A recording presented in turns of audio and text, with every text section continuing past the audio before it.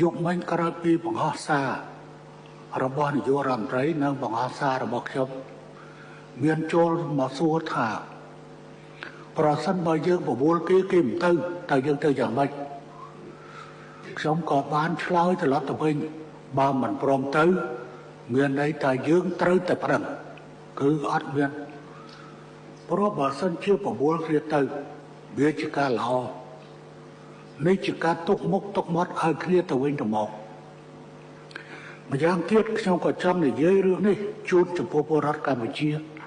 ក៏ដូចជាពលរដ្ឋថៃឲ្យបានជ្រាបថាបើយើងមិនពឹងផ្អែកភាគីទី3គឺតុលាការអន្តរជាតិឡាអេដោះស្រាយទេចំនួនបែបនេះគឺនឹងបន្តរាប់រយឆ្នាំទៀតដោះអត់ចប់ទេមូលហេតុអ្វីទៅបានជាដោះអត់ចប់មូលហេតុត្រង់ថារដ្ឋាភិបាលប្រទេសនីមួយៗมันអាចដកថយចេញពីចំណុចដែលខ្លួនប្រកាន់អេរយាប័តបានទេប្រសិនបើដកថយចេញពីចំណុចនេះប្រជាជនក្នុងប្រទេសរបស់ខ្លួននឹងបន្ទុក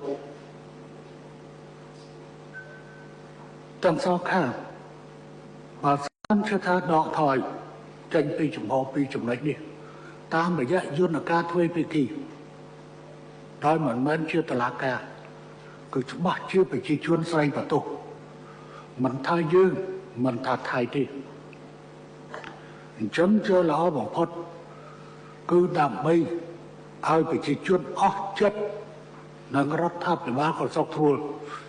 យើងយកបញ្ហានេះទៅឲ្យតុលាការកាត់ក្រីតែម្ដងហើយកម្ពុជាសន្យាគោរពទៅនឹងការសម្រេចចិត្តរបស់តុលាការ